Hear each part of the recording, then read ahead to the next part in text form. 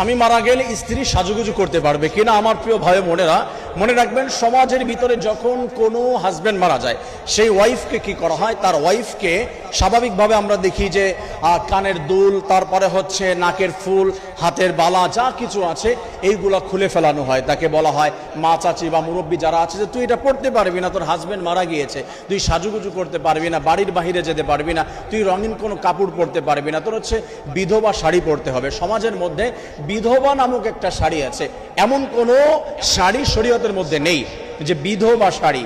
তার মানে হচ্ছে তার হাজবেন্ড মারা গিয়েছে, তার সাদা শাড়ি পরতে হবে, মুরব্বীদের শাড়ি পরতে হবে। আমার প্রিয় মা বোনেরা, মনে রাখবেন যে হাজবেন্ড মারা গেলে স্ত্রী সাজুগুজু করতে পারবে কিনা, যদি একটা বিষয় বুঝেন আপনাদের এই বিষয়টি বুঝতে সহজ হয়ে যাবে। সেটি হচ্ছে স্বাভাবিকভাবে স্বামী মারা গেলে আরবাআতা আশহুরি ওয়া আশরা, আল্লাহ রাব্বুল আলামিন জানিয়ে দিয়েছেন যে 4 মাস 10 দিন ইদ্যত পালন করতে হবে।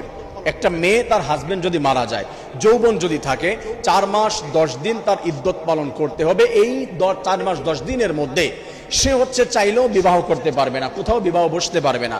অতএব এই 4 মাস 10 দিনের মধ্যে একটা অবিবাহিতা একটা মেয়ে যার হচ্ছে বিবাহ করতে চাচ্ছে না, এখন সে বিবাহের জন্য সাজুগুজু করে না, স্বাভাবিকভাবে চলাফেরা যেমন করে এই যার হাজবেন্ড মারা গিয়েছে এই মেয়েটা, এই মাটা এইভাবে চলতে পারবে, তার কোনো গুনাহ হবে না। হ্যাঁ, যদি কোনো মেয়ের বিবাহ হয় নাই, সেই মেয়ে মাঝে মাঝে তাকে দেখতে আসে বিবাহের জন্য, সেক্ষেত্রে সে সাজতে পারে। কিন্তু এই যার হাজবেন্ড মারা গিয়েছে এই মেয়েটা এটাও করতে পারবে না, কারণ 4 মাস 10 দিন তার বিবাহ হারাম।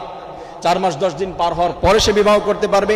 এরপরে চাইলে ওই একটা অবিবাহিতা মেয়ে যেমন করে সাজুগুজু করে মাঝে মাঝে, এও সেরকম করে করতে পারবে, কোনো ছেলেকে দেখানোর জন্য, মানে বিবাহের প্রস্তাব আসলে তার সঙ্গে দেখা করার জন্য। এটা হাদিসের ভিতরে এসেছে, বিবাহের ক্ষেত্রে দুজন দুজনকে দেখবে, জানবে, ভালো মতো তারপরে বিবাহ হবে, এই ক্ষেত্রে জায়েজ আছে। তাছাড়া স্বাভাবিকভাবে সাজুগুজু করা যাবে না। আবার সমাজের মধ্যে যেটা দেখা যায়, আর একটা জিনিস মনে রাখবেন, অবিবাহিতা একটা মেয়ে কি কানের দুল পরে না?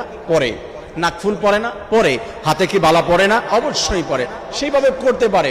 একটা সুন্দর কি ড্রেস আপ সে করে না শুধু কি একটা ছেলেকে দেখানোর জন্য, নিজের একটা ভালো লাগা আছে, এরপরে আত্মীয় স্বজন আছে, তার মা, তার বোন, তার ভাই, তাদের সঙ্গে সুন্দর একটা ড্রেস আপ পরবে।